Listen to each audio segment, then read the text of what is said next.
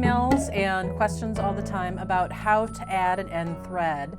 Some of them are just generalized questions, and some of them are questions about how to add and end thread in specific stitches. So today I'm going to cover how I personally do it with herringbone. If you've been following along with my videos, oftentimes I don't tie knots. Many of the stitches like peyote stitch or right angle weave, they're perfect for taking your thread and going in different directions and being able to reverse your direction multiple times, which is enough to end off your thread. But with herringbone's a little bit of a looser stitch. It's not as tight. There's more room between the beads for thread to escape. So herringbone is one of those stitches that I do tie knots in. So let me show you how exactly I do it. This is a little bracelet, and you can see where my thread has gotten quite short here. This is about as short as I would suggest you leaving your thread, and before you start, tying on a new one.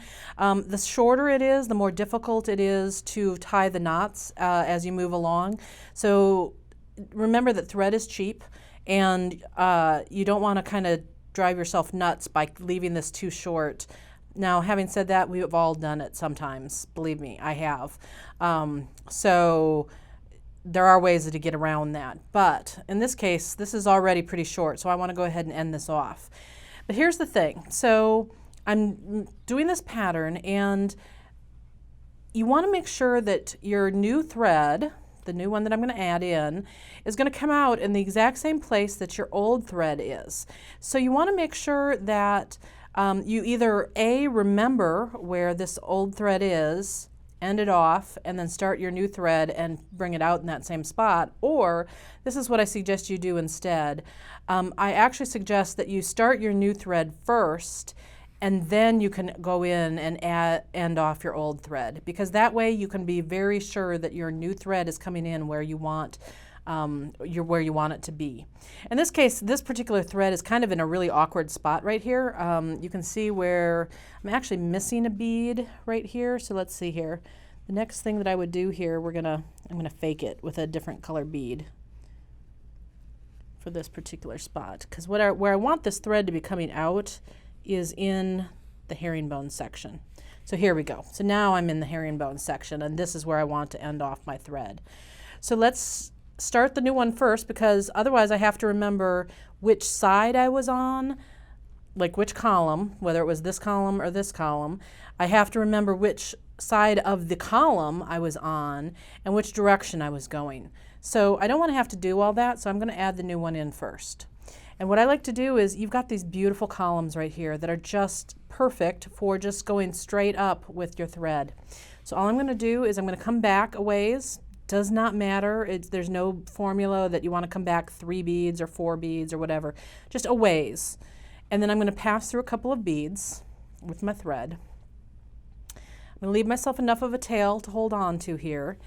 And then in this one I'm going to go ahead and bend it over so I can get to right where that intersection is, where my new thread that I'm adding is coming out. And between these beads, there's already threads there that are attaching those. So I'm just taking my needle and I'm passing under those threads. There we go, catch the threads. I'm pulling this new thread down so that I've got a little loop. I want it to be little.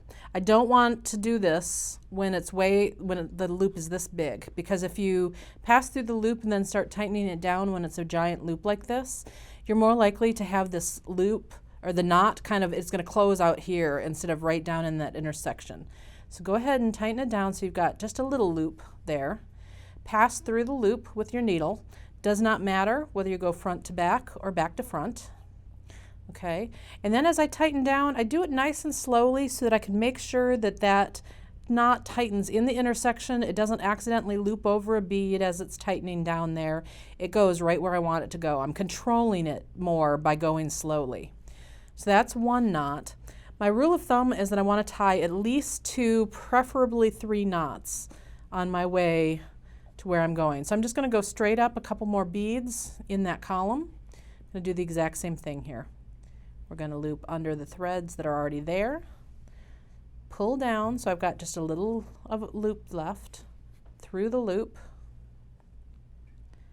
Tighten down softly there, okay? And then in this case, I'm just going to do 2, so you don't have to watch me do it a 3rd time, but then I will just pass my needle up that column, coming out now. Oop, see, I'm getting a, there we go. All right, so I pass straight on up through.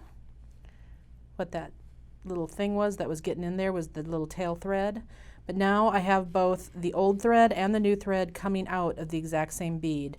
Right away, I'm going to go ahead and clip this little tail off because later on I don't want that to be hanging out there and me think, hey, did I fasten that? Did I not fasten it? I'm not sure.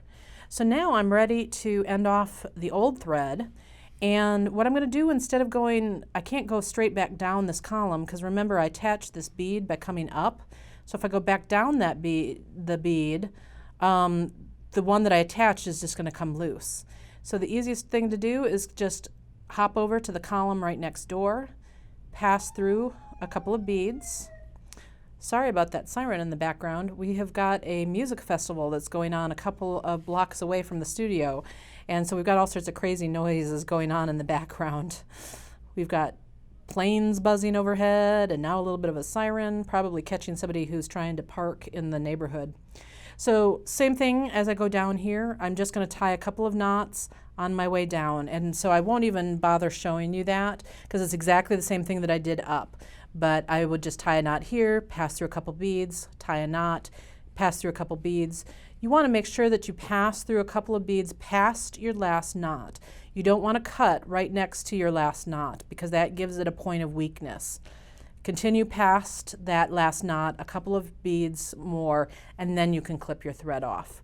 And then here you are, and you're ready to keep going and keep stitching, and you're in exactly the right place. Super easy. A lot of people get very intimidated by it.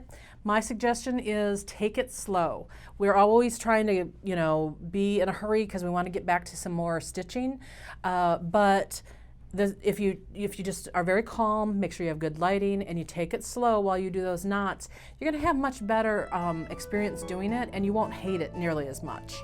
So that's wisdom from Jill today. Happy beading.